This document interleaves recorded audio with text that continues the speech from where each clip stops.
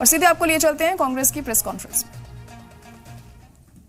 Believe me, the real India will win and the real BJP will lose. देखिए जो द्वंद्व चल रहा है ना, असली भाजपा और असली भारत में चलता है। कर्नल सोफिया कुरैशी असली भारत है। भारत की तासीर यही है, भारत का डीएनए यही है जो है, सबको एक माना जाता है। कोई भेदभाव होता नहीं है भारत में, न संविधान में है न हमारे आपके जहन में है। लेकिन बीजेपी वो भेदभाव जो है हम लोगों के जहन में डालने की कोशिश करती है। जब प्रधानमंत्री कहते हैं कपड़ों से पहचान लेते हैं, शमशान कब्रिस्तान, फिर लिंचिंग करना, फिर इनके नेता जा के दुकानों के नाम, भाई इस पे दुकानदार का नाम होना चाहिए, हिंदू है या मुसलमान, वो असली भाजपा है। तो अली खान महमूदाबाद ने असली भाजपा को एक्सपोज किया और असली भारत को बताया कि यह है असली भारत। कर्नल सोफिया कुरैशी में हमें हैरानी क्यों हो रही है? क्या क्योंकि उनका नाम सोफिया कुरैशी है वो कर्नल नहीं हो सकती? अब्दुल हमीद, किसको नहीं मालूम ये नाम? ये नॉर्मल है हिंदुस्तान के लिए, लेकिन भारतीय जनता पार्टी को असामान्य लगता है। इसलिए बार बार वो, और फिर भी बेचारे जैसे उनकी तासीर है, जैसा उनका डीएनए है बीजेपी का, वो तो वैसा ही रहेगा, थोड़े बदल सकता है। फिर उनके मंत्री कह देते हैं आतंकियों की बहन। यही कहा ना, असली भाजपा ये है और असली भारत कर्नल सोफिया कुरैशी है। यह अंतर अली खान महमूदाबाद ने बताया और बड़ी खूबसूरती से बताया। और यह अली खान महमूदाबाद कौन है इनको मालूम है।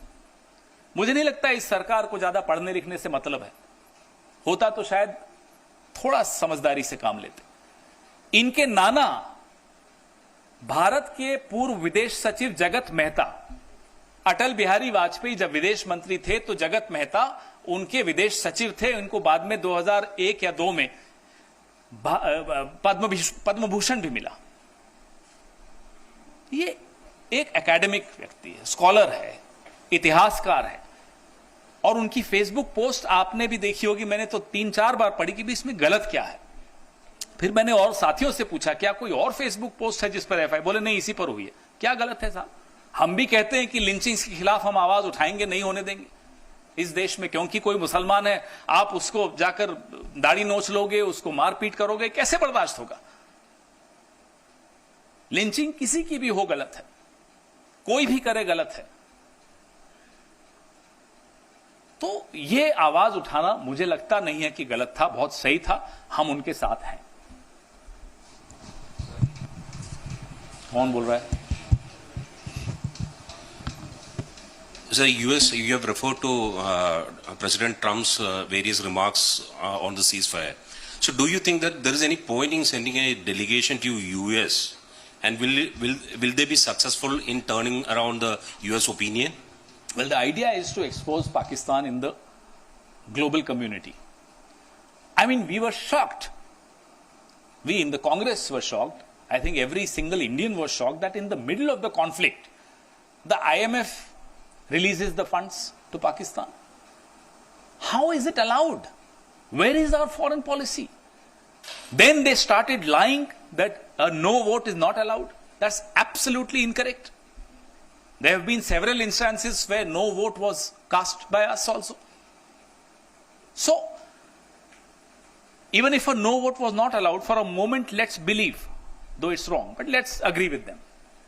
Where was your lobbying? Why didn't you lobby with the rest of the world to ensure that Pakistan is cornered and IMF does not release those funds? Why was that not done? So it's important to expose Pakistan in the eyes of the world. I think that that answers your question. Anything else? Only on this though. Thank you. Khan की गिरफ्तारी को लेकर यहां पवन खेड़ा ने मरकजी सरकार को घेरा है। प्रोफेसर अली खान की गिरफ्तारी पर कांग्रेस ने सवाल उठाए हैं और उनका कहना है ये बिल्कुल गलत किया गया है। साथ ही साथ उनका ये भी कहना था जिस तरीके से कर्नल सोफिया कुरैशी को लेकर बीजेपी के नेता की तरफ से जो बयान दिया गया था, विजय शाह की तरफ से जो बयान दिया गया था, उस पर भी उन्होंने बीजेपी को यहाँ घेरा, मरकजी सरकार को घेरा। तो कांग्रेस ने यहाँ केंद्र सरकार को घेरा है। प्रोफेसर अली खान ने सोफिया कुरैशी मामले में अपनी बात रखी थी और उनका कहना था कि उन्होंने अपनी पोस्ट में ऐसा कुछ लिखा था, मुतनाज़ा लिखा था, जिस वजह से उनकी गिरफ्तारी हुई और उसी की बात पर ये प्रेस कॉन्फ्रेंस यहाँ कांग्रेस की तरफ से की गई है और पवन खेड़ा ने यहाँ मरकजी सरकार को घेरा है।